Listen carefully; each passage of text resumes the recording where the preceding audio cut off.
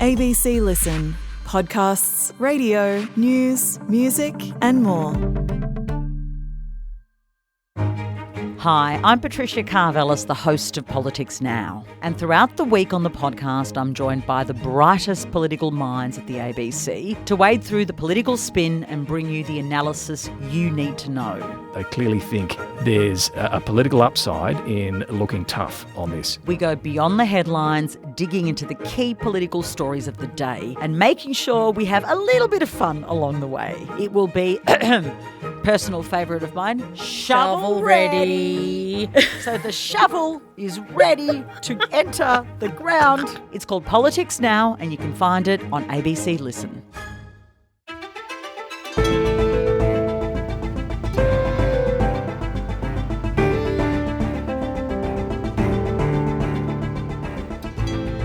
It's almost 3 months since Donald Trump began the Iran war. But is there any chance now that America can actually win it?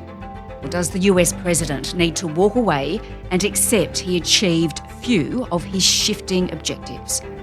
Today, Robert Malley, the lead negotiator on the 2015 Iran nuclear deal, on how the quagmire is similar to the Vietnam War and what can be done to end it. I'm Sam Hawley on Gadigal land in Sydney. This is ABC News Daily.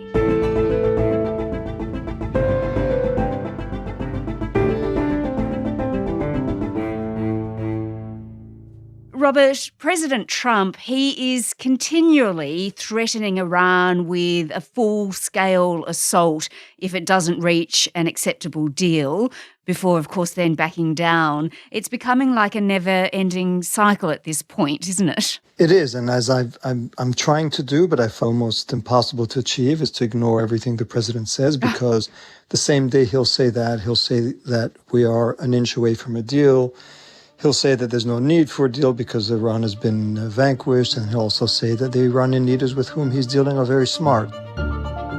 Getting very close to making a deal, and if we can do that where there's no nuclear weapon, we will be probably satisfied also. I would say the ceasefire is on massive life support, where the doctor walks in and says, "Sir, your loved one has approximately a 1% chance of living." We're going to end that war very quickly. They want to make a deal so badly. It's going to happen, and it's going to happen fast. Well, we hit them very hard, but we may have to hit them even harder, but maybe not. So pick your poison among, or your choice among all those statements. I think what really matters is what he'll decide to do in the coming days. And at this point, I would surmise it's as likely as we'll reach a deal as it is that we are headed towards another round of warfare.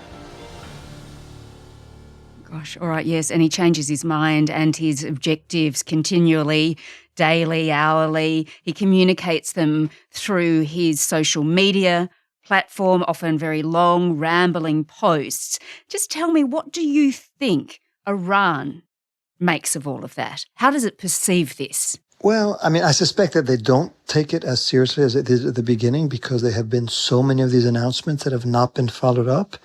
I think every time he threatens utter destruction, at this point, it's part of the background noise. I mean, not that they don't fear that at some point there might be victims once again of massive attacks, but there's no correlation in their mind between what the president does, thinks, and what he might do. So I suspect that they are just as prepared for a possible resumption of hostilities, and they've had time to do whatever they could to try to maximize their own retaliation and minimize their own losses, but also preparing themselves for the possibility of a diplomatic breakthrough if that's what the president decides he would rather do.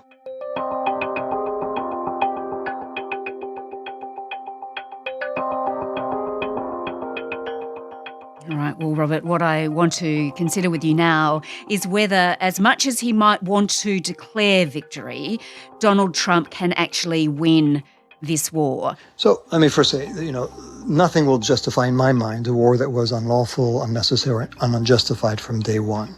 Now, when you ask, can the United States claim victory? Well, the metrics upon which it could have claimed victory were available basically from week 2 or 3 of the war. In other words, it is true, and the president has said it, that the United States has dealt Iran a very formidable military blow in terms of some of its capacities, in terms of its nuclear program, in terms of its leadership, which it has decapitated, in terms of the economic costs that Iran is going to have to contend with once the war ends. All of that was true very early on in the war. The marginal gains that the U.S. can make now by continuing the war are not enough to justify a resumption, which doesn't mean that he won't do it. But so if he wants to claim victory, he could have done it. It becomes a little bit harder to do it now, given that so many weeks have gone by and very little additional has been achieved. And as I think our listeners know, Iran, if the war were to end tomorrow or next week, would still claim that it is standing, that it controls the Strait of Hormuz, that it still has a formidable capacity of missiles and drones, and it still has at least some nuclear knowledge and some nuclear capacity. So victory in the terms that the president more recently has presented it, which is the total surrender of Iran, that is not achievable. If he wants something that in his mind he could claim as a military success, as I said, it was achievable before, he could still claim it now. I think it has less credibility because of all of the damage that the United States has incurred, the rest of the world has incurred economically and in many other ways. All of that, I think the historians are going to repeat what I said at the beginning, which is the war was unlawful, unnecessary, unjustified, and did not even accomplish the goals that it purported to achieve. And you've compared this to Vietnam. So Donald Trump considers that the US military, it's won on the ground, it's destroyed military targets, it's killed senior figures, and you think that's part of the problem. Just explain that. Well, I think there's a difference and there's a similarity. The difference, of course, is that you do not have hundreds of thousands of American troops, which they did in Vietnam, they have not invaded Iran. You don't have the hundreds of thousands of wounded and killed on the American side. So it's not comparable to that extent. What is comparable is the huge asymmetry between the metrics that the U.S. likes to point to. How many bridges have been blown up? How many people have been killed? What's the economic loss that Iran has suffered?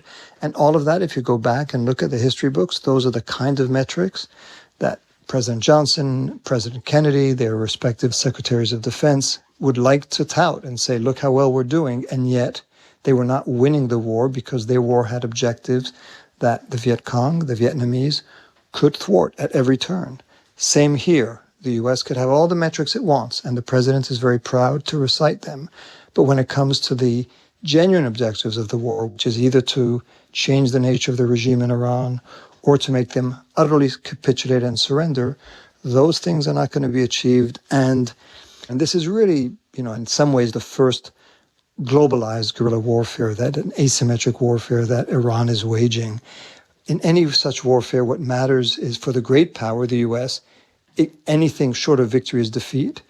And for the lesser power, the weaker power, in this case Iran, anything short of defeat is victory. And if Donald Trump's decision ultimately is to begin bombing again, what would that achieve, do you think, that the first 37 days of US strikes didn't? What would be the point? It would be more of the same. And again, I don't want to underestimate the fact that Iran is suffering immensely and that the regime after the war is going to have a very hard time addressing the needs of its ordinary citizens. And so the time will come where there will be a reckoning in Iran.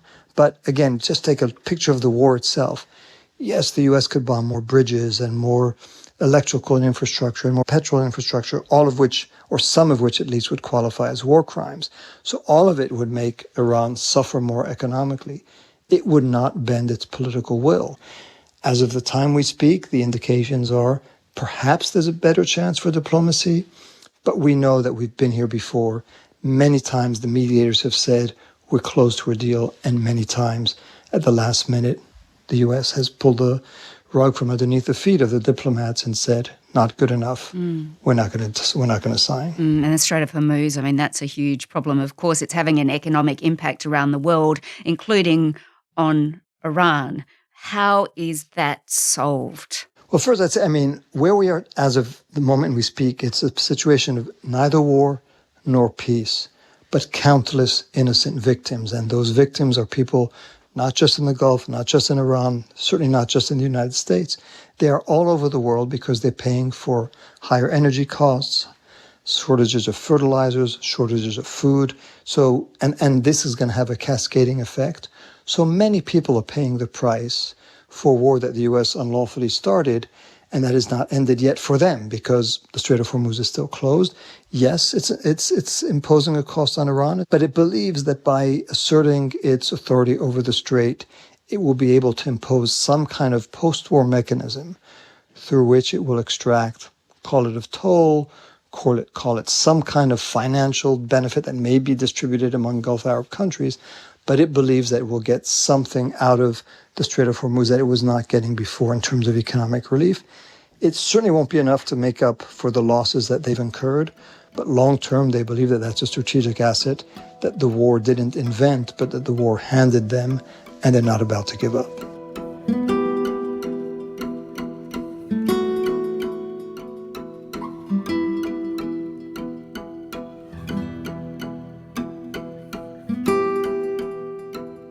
Well, Robert, one of the aims of this war was, according to Donald Trump, to ensure Iran cannot have a nuclear weapon. Now, of course, you were instrumental in securing the 2015 nuclear deal with Iran in the Obama administration. There really are only two alternatives here. Either the issue of Iran obtaining a nuclear weapon is resolved diplomatically through a negotiation, or it's resolved through force, through war. So you tell me, can a deal be done again? Would Tehran negotiate again for a deal like that? I think there's every indication, again, if one is to believe what one hears from the mediators and from press reports, that Iran is prepared to put on the table steps that won't guarantee that they can't have a nuclear weapon. I mean, that's kind of impossible. They have the knowledge now. That knowledge is irreversible. So if they really want to get a nuclear weapon, they could try to dash for one. And the question will be, would it be detected on time for outside powers to prevent them? The real challenge is, are there enough measures, constraining measures, transparency measures that make sure that Iran would not take the risk to try to develop a bomb? Or if they were to take the risk, as I said, they would be immediately detected and thus immediately thwarted. I think that's still possible. What we're hearing is that Iran is prepared, for example, to suspend enrichment for a period of time, say 10, 15 years. That they're prepared to accept the resumption of intrusive inspections, that they're prepared to limit for a long period of time the kind of enrichment that they would be involved in. Also to either ship out or dilute the highly enriched uranium that they've accumulated. It's never foolproof, it's never perfect, but it's about as good as one could get. I think it was achievable without a war. It had been achieved in 2015, and therefore there was no justification for President Trump to rip up that deal. The Iran deal is defective at its core. The fact is, this was a horrible one-sided deal that should have never, ever been made. It didn't bring calm, it didn't bring peace, and it never will. At this point, I still think a deal is achievable. It's not the perfect deal that President Trump may be talking about. It's not fundamentally different from the deal that was negotiated in 2015, but it would be a good enough deal at this point.